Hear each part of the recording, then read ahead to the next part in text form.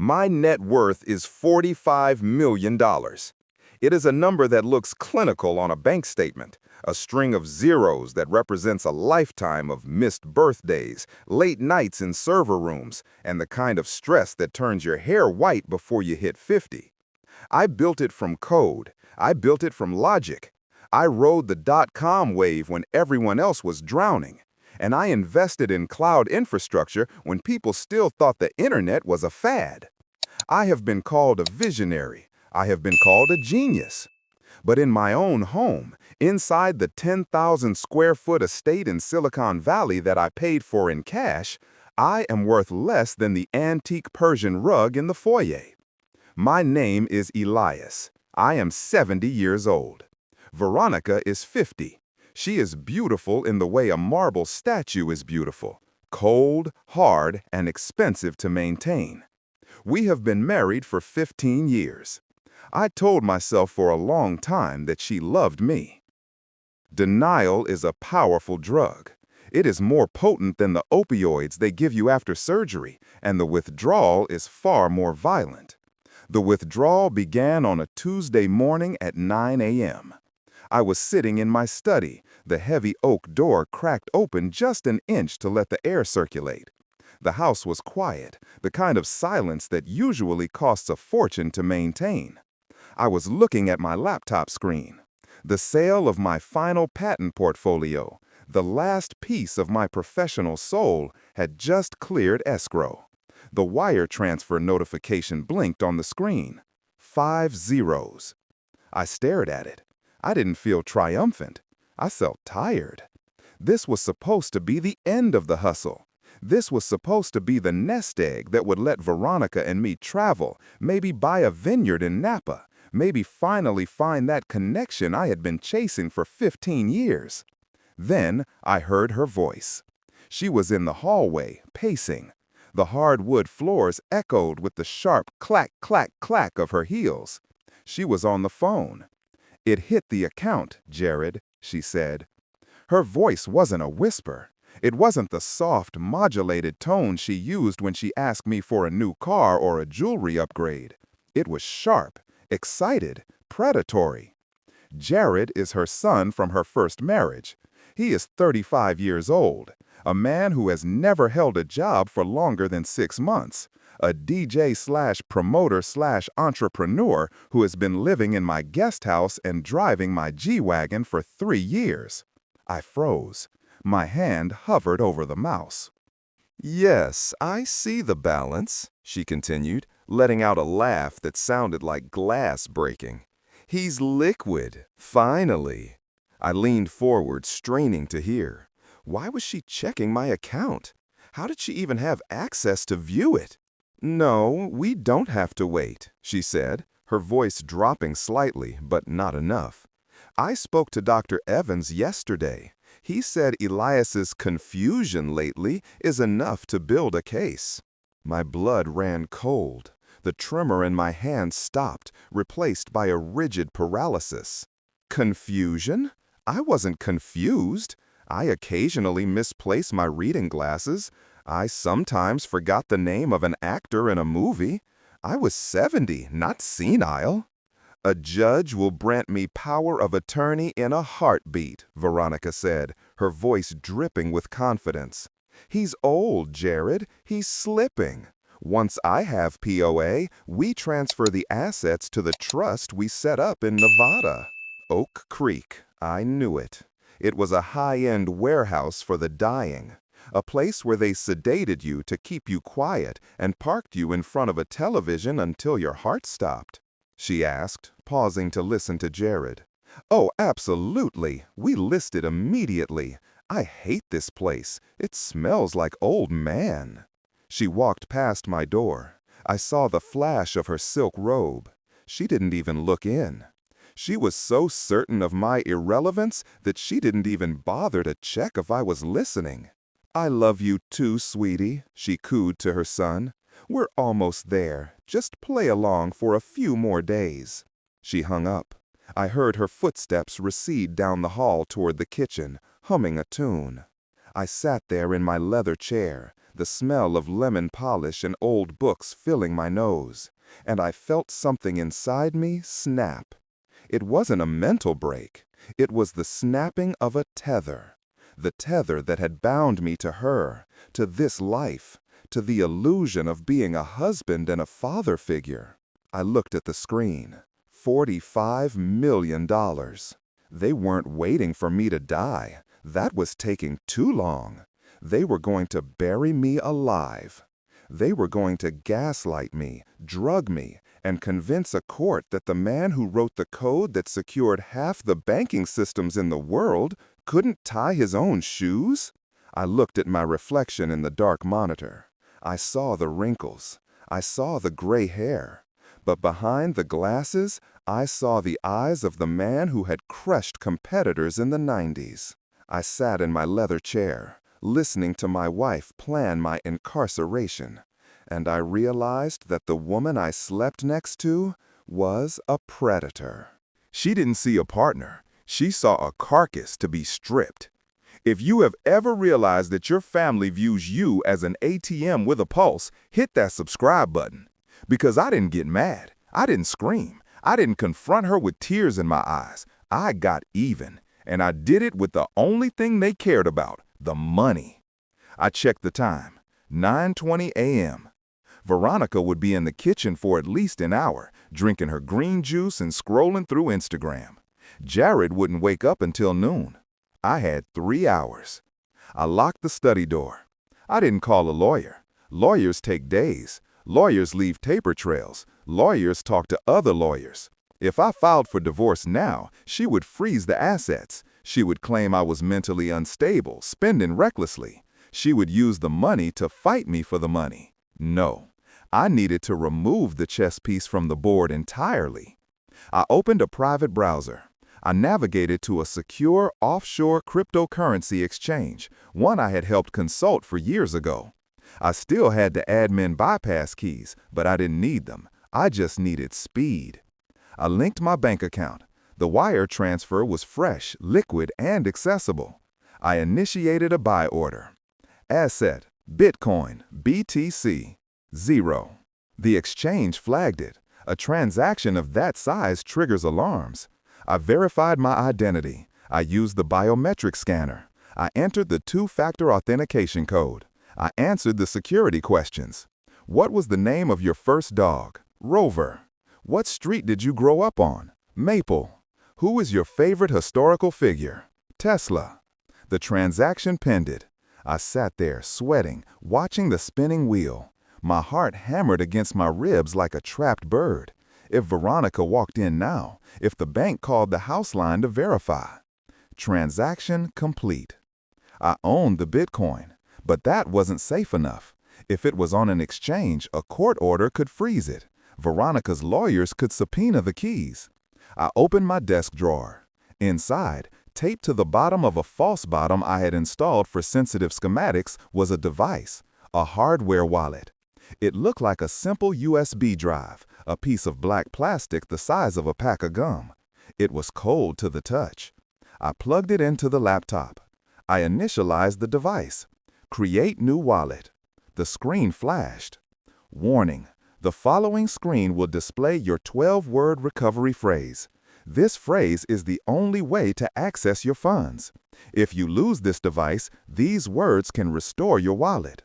If you lose these words, your funds are lost forever. There is no customer support. There is no reset button. Do you understand? I clicked yes. The words appeared.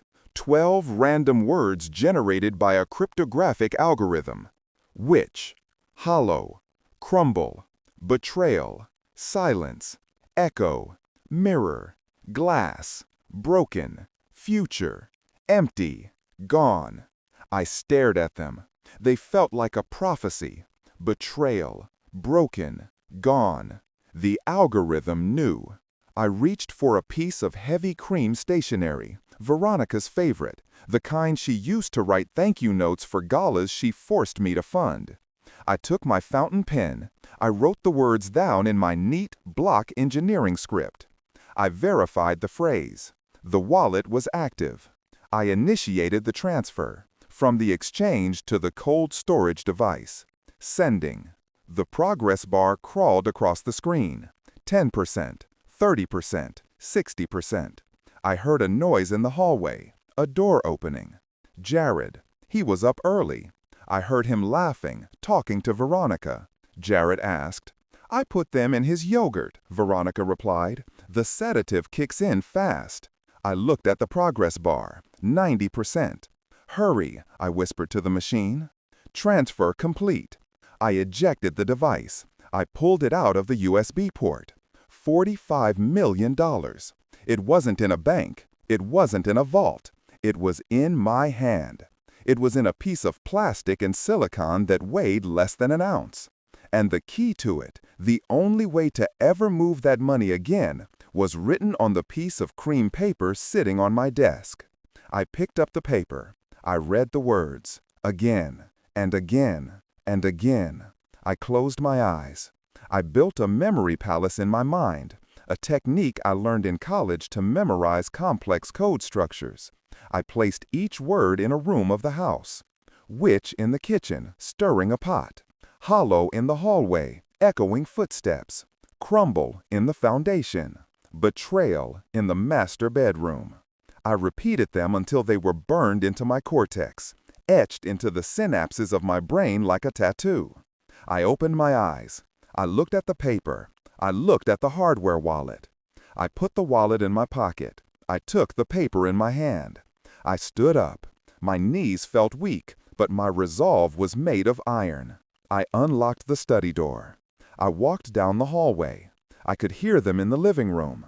The TV was on. They were watching a travel show, probably picking out the villa they would rent once I was locked away in Oak Creek. I walked into the room. Veronica was lounging on the white sofa, a glass of mimosa in her hand. Jared was sprawled in my armchair, his feet up on the coffee table, scrolling through his phone. They looked up when I entered. Veronica's face tightened. "Tari?" she asked, her tone shifting instantly to a fake, patronizing sweetness. "You're up? Did you eat your yogurt?" "I feel fine," I said. Jared smirked. "Hey, old man." I walked to the center of the room. I stood between them and the massive stone fireplace, where a gas fire was crackling decoratively behind the screen. "I wanted to show you something," I said. I reached into my pocket and pulled out the hardware wallet. I held it up. It caught the light of the fire. Veronica asked, bored, "A flash drive?" Jared frowned. "The patent sale," I said. "The portfolio." Veronica sat up straighter. "What are you talking about, Elias? The money is in the bank." She stopped herself. She almost admitted she checked the account. "I moved it," I said. Jared asked, swinging his legs off the table. "Here," I said, wiggling the small black stick. "I converted it. All of it. $45 million. Jared laughed out a bark of laughter. "You? Bitcoin? You still use a flip phone for emergencies, old man." "I wrote the encryption protocols for half the banks you use, Jared," I said, coldly. "Yes." Veronica stood up. The mimosa glass trembled in her hand. "Elias, stop joking. That's dangerous. It's volatile. Transfer it back." "I can't," I said. I held up the piece of cream stationery in my other hand. "This is the recovery phrase," I explained, speaking slowly as if to children. 12 words. The seed key. Without these 12 words, this device is just a piece of plastic. The encryption is military grade, NSA standard. No one can crack it. Veronica's eyes locked onto the paper. She recognized her own stationery. She saw the block letters. She began to understand. "Give that to me," she said, her voice dropping. "Elias, give me the paper. You're confused." "I know exactly what I am doing." "You!" she cried, stepping toward me. "We take care of you," I said. I turned toward the fire. Jared shouted, leaping out of the chair. Veronica shrieked. I tossed the paper into the flames. It landed right on the ceramic log, directly in the blue heart of the gas flame. The paper curled instantly. The ink vanished. The edges turned black, then orange, then gray ash. In 3 seconds, it was gone. Veronica screamed. It was a sound of pure, unadulterated agony. Not physical pain, but the pain of a loss so profound it tore her soul. She lunged for the fireplace, reaching into the heat, but it was too late. The words were smoke. Jerry grabbed me by the shoulders. "You crazy old bastard! What did you write on that paper?" I looked at him. I looked at Veronica, who was on her knees in front of the fire, weeping over the ashes of $45 million. Now came the performance. I blinked. I let my jaw go slack. I let my eyes lose focus, drifting away from Jared's angry face to a spot on the wall. I put a hand to my forehead. I mumbled. Jared shook me. I swayed. I let my legs buckle. I whispered, letting the panic enter my voice. Fake panic, delicious panic. "Why?" Veronica shouted, turning to me. "The words," I asked, my voice slurring. I like apples." I collapsed. I let my dead weight fall against Jared, dragging us both down to the Persian rug. I lay there, staring up at the chandelier, twitching my hand. I whispered, looking right through her. "Who are you?" I watched the color drain from their faces. I watched the greed turn into absolute primal terror. It was the most beautiful thing I had ever seen. They weren't terrified that I was having a stroke. They weren't terrified that their husband and stepfather was dying on the rug. Jared yelled, slapping my face, "Wake up! Think, old man!"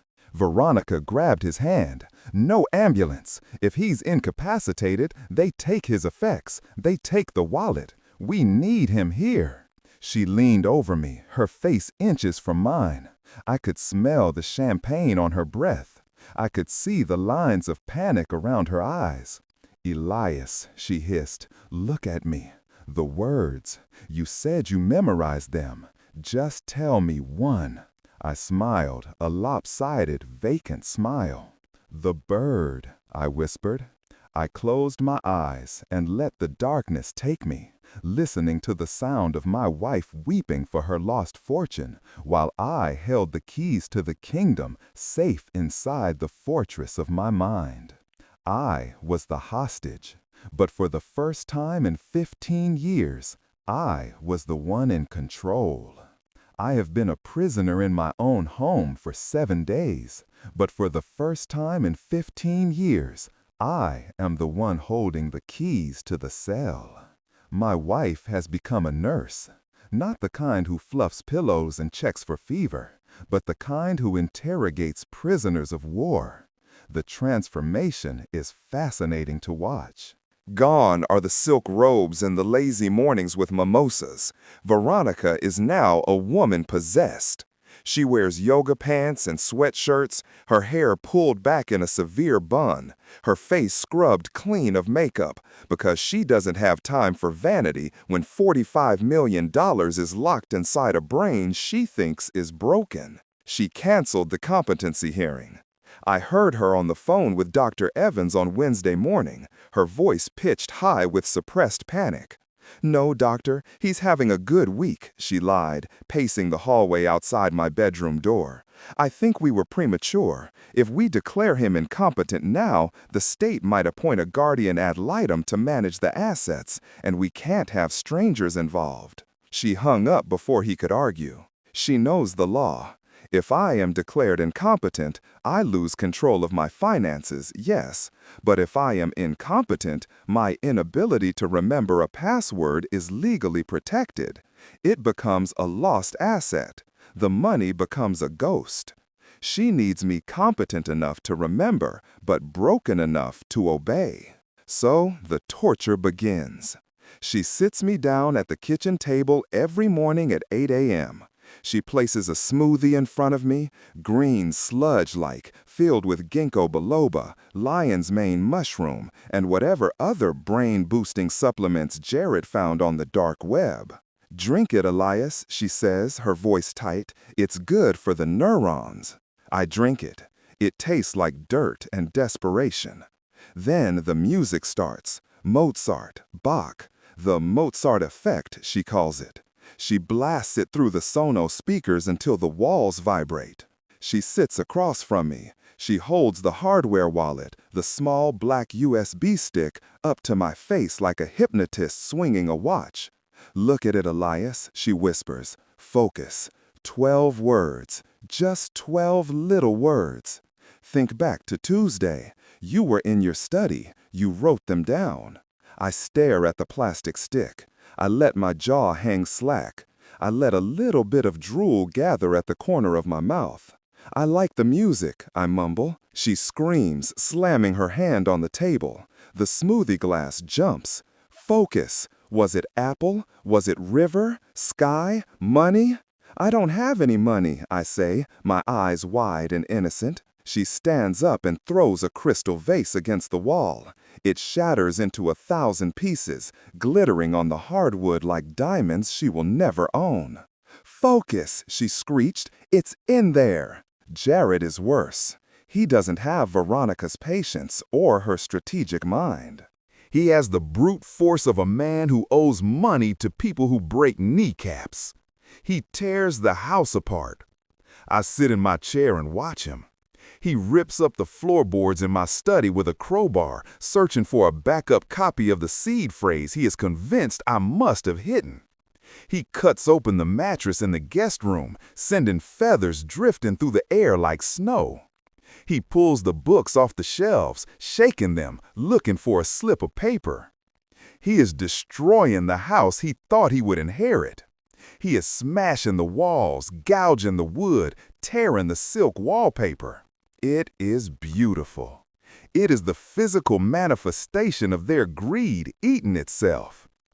"Hell," he yells at me, his face red, sweat dripping from his nose. "Where did you write it down? No one memorizes 12 words in 10 minutes. "I wrote a letter to Santa," I say softly. Jared kicks the coffee table, splitting the wood. He arrives in a Honda Civic that has seen better days. He is a small, greasy man in a cheap suit who introduces himself as Doctor. He is a hypnotherapist Jared found on a forum for recovering lost crypto keys. "I can bypass the conscious blocks," Eris tells them, setting up a swinging pendulum in the living room. They sit me in the recliner. They dim the lights. Veronica and Jared sit on the sofa, leaning forward, hungry for the secrets of my mind. Eris swings the pendulum. "You are getting sleepy, Elias. You are going back to Tuesday." I close my eyes. I play along. I let my breathing slow. Ask softly. "I'm in the garden," I whisper. "Good. Go deeper. Go to the desk." I pause. I can hear Veronica holding her breath. Jared shouts, "The words!" Eris waves him off. "Let him guide us. Elias, look at the paper." I smile a dreamy, vacant smile. It says, "My dog, Rover, was a good boy. He liked to chase squirrels." I spend the next hour rambling about my childhood in Ohio. I tell them about the time I fell out of an apple tree. I tell them about my mother's meatloaf. I give them nothing but nostalgia, a warm bath of memories that mean absolutely nothing to their bank accounts. Finally, Veronica breaks. She stands up and turns on the lights. "Get out," she tells Eris. Eris scuttles away. Veronica turns to Jared. She looks haggard. She has aged 10 years in 10 days. Her skin is gray, her eyes sunken. The stress of being so close to a fortune she can't touch is eating her alive from the inside out. "We need a lawyer," she says, A real one. If we can't get the password, we force a settlement. We sue him for financial infidelity. We make him pay us from the physical assets, the house, the cars. They want to strip the carcass because the digital soul is locked away. The meeting is set for Monday morning. They hire a shark, Mr. Sterling. He is a high-powered divorce attorney who charges $1,000 an hour and specializes in high-net-worth dissolutions. He arrives at 9 a.m. He sits at the head of my dining room table, opening a leather briefcase. Veronica and Jarrett sit on one side, looking like vultures waiting for a carcass to stop twitching. I sit on the other side, alone. Mr. Thorne, Sterling says. He doesn't look at me with pity. He looks at me with contempt. My client, Mrs. Thorne, is filing for divorce on the grounds of financial infidelity, dissipation of marital assets, and constructive fraud. He slides a document across the table. It is thick, threatening. If you do not comply, Sterling continues, we will petition the court to seize all physical assets, the estate, the vehicles, the art collection. I look at the paper. I don't pick it up. I look at Veronica. She is staring at me, her eyes hard and cold. She thinks she has won. She thinks she has cornered the old dog. I ask. My voice is clear. It isn't the mumble of the last week. It isn't the slurred, confused whisper of a stroke victim. It is the voice of Elias Thorne, the man who stared down IBM in a patent lawsuit in 1998. The room goes silent. The air pressure drops. Veronica's eyes widen. She leans back slightly. I never forgot, I say. I lean forward, placing my elbows on the table. I lock eyes with her. I remember every word, Veronica. Just like I remember you on the phone with Jared last Tuesday, planning to lock me away in Oak Creek. Jared stands up, knocking his chair back. He's faking! Give it to me, he snarls, reaching across the table for the hardware wallet which sits in the center like a black monolith. Sure, I say. I pick up the wallet. I plug it into my laptop, which is open in front of me. I open the wallet interface. The screen projects onto the wall via the HDMI cable I connected before they sat down. Enter recovery phrase. My fingers fly across the keys. I don't hesitate. I don't pause to think. The words are burned into my soul. Witch, hollow, crumble, betrayal, silence, echo, mirror, glass, broken, future, empty, gone. I hit enter. The wallet unlocks. The dashboard loads on the screen, huge and bright on the dining room wall. Veronica gasps. She leans in, her eyes greedy, hungry for the number. She is already spending it in her head. 0 BTC. The silence that follows is absolute. It is the silence of a heart stopping. Then Veronica screams. It is a sound of pure, unadulterated agony. It is the sound of a woman watching her life burn down. "Veronica," she shrieks, clawing at the table. "You said you transferred it." "I did," I say calmly. I click on the transaction history tab. I transferred $45 million to this wallet on Tuesday morning at 9:30 a.m., I explain, pointing to the screen. I pull up the transaction details. It is now held in an irrevocable charitable trust, I say. The keys are held by a law firm in Zurich. The trust has a very specific mandate. I look at Jared. His mouth is open, hanging slack. He looks like a child who has just been told Santa Claus is dead. "It is locked, Veronica," I say. "Forever. Not even I can get it back." I stand up. I button my jacket. I feel light. I feel weightless. I ask, looking down at my wife. Well, now I'm building them. You're crazy, she whispers, tears streaming down her face. You burned it all. I have my dignity, I say. I look around the room. You have this house. It's a beautiful house, Veronica. Her head snaps up. I leverage the equity, I say. $5 million. High interest, short-term loan. The first payment is due in 30 days. I smile. It is a cold, hard smile. And since I am leaving and taking my pension with me, I walk to the door. Jared is on the floor, crying into his hands. Veronica is staring at the screen, catatonic, watching the zero balance as if it might change if she wishes hard enough. Mr. Sterling, the lawyer, is packing his briefcase. He looks at me with a grudging respect. I'm leaving, Veronica, I say. My lawyer will be in touch. He's real. I walk out of the house. I walk down the driveway. My old sedan is parked there. I have nothing but the clothes on my back and a small personal checking account with enough for a hotel and a fresh start. But as I start the engine and drive away, leaving them in the ruins of the fortune they almost had, I realize something. I am richer than I have been in 15 years.